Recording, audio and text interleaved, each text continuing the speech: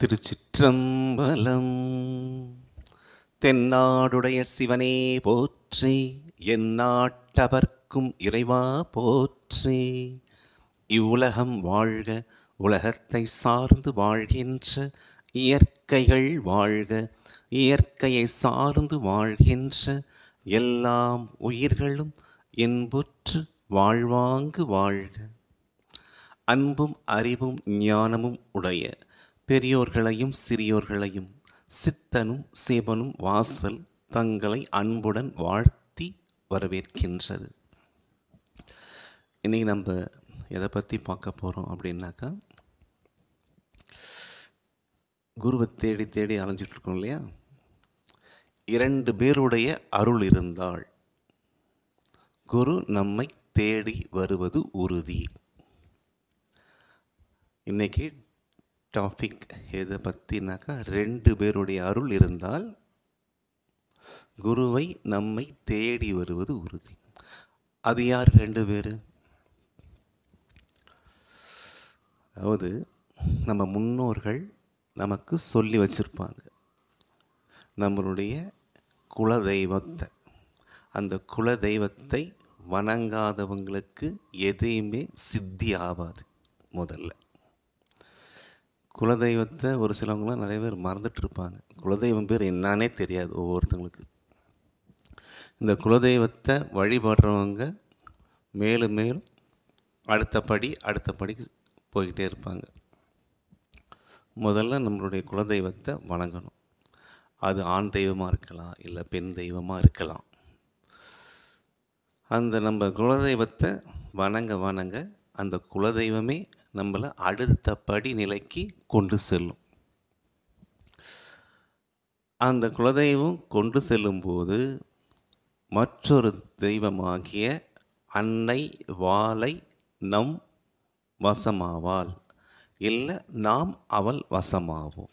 இது நடக்கும்.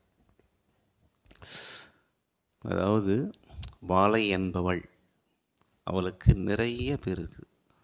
வாளை, பாலா திரிபுர சுந்தரி, மனோன்மணி, ஞானாம்பிகை.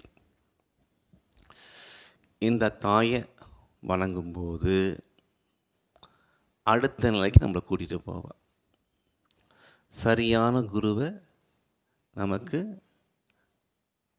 யாருன்னு காட்டி அழைச்சிக்கிட்டு போவாள். அவள் தான் வாளை. அந்த வாளையை வணங்கும்போது அடுத்த நிலைக்கு செல்லும்போது நமக்கான குரு, சரியான குரு வருவார். அந்த குரு வரும்போது நம்ம என்னென்ன தெரிஞ்சுக்கணுமோ அத்தனையும் தெரிஞ்சுக்கிட்டு மேலே ஏறி போனால் மெய்ஞான குரு கிடைப்பது இந்த ஜென்மத்தில் சாத்தியம். இன்னைக்கான 2 பேரை வணங்கினால் நாம் வளருவது நிச்சயம். அதை பற்றி சொல்லியிருக்கிறேன்.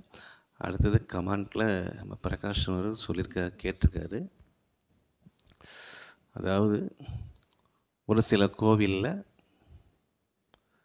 ஆணோ பெண்ணோ கருவறை வரைக்கும் உள்ளே போகிறாங்க. பெரும்பாலான கோவிலில் யாரையும் உள்ளே சேர்க்குறதே இல்லை கருவறையில். எது சரி எது தவறுன்னு ஒரு கமெண்ட் கேட்டிருக்காரு. நானும் அதில் போட்டிருக்கேன், அடுத்த வாரம் நான் பதில் சொல்கிறேன் அப்படின்ட்டு. எனக்கு அதுக்கான கிளாரிட்டி கிடைக்கல. அதாவது நான் என்னன்னாக்கா, வாயில் வந்ததை சொல்கிறது கூட சும்மா கேட்டுட்டாங்களே அதுக்கான பதிலை சொல்லணும் அப்படின்றது. எனக்கு என்னுடைய குருநாதர் இது சரி அப்படின்னு சொன்னாதான் அதை நான் சொல்லுவேன். அவருடைய கேட்ட கேள்விக்கு பதில் நிச்சயம் உண்டு. ஆனால் இந்த வாரம் இல்லை, எப்போ அவர் கொடுக்குறாரோ அதுக்கான பதில் கண்டிப்பாக பதிவு நான் போடுவேன். நம்ம 2 பேருடைய அருளை பெறுவோம். அந்த அருளை பெற்று குருவிடம் சேருவோம். குரு வாழ்க, குருவின் புகழ் வாழ்க, குருவை போற்றும் சீடர்கள் வாழ்வாங்கு வாழ்க. திரு சிற்றம்பலம் சிவகடாட்சியம் பரிபூரணம்.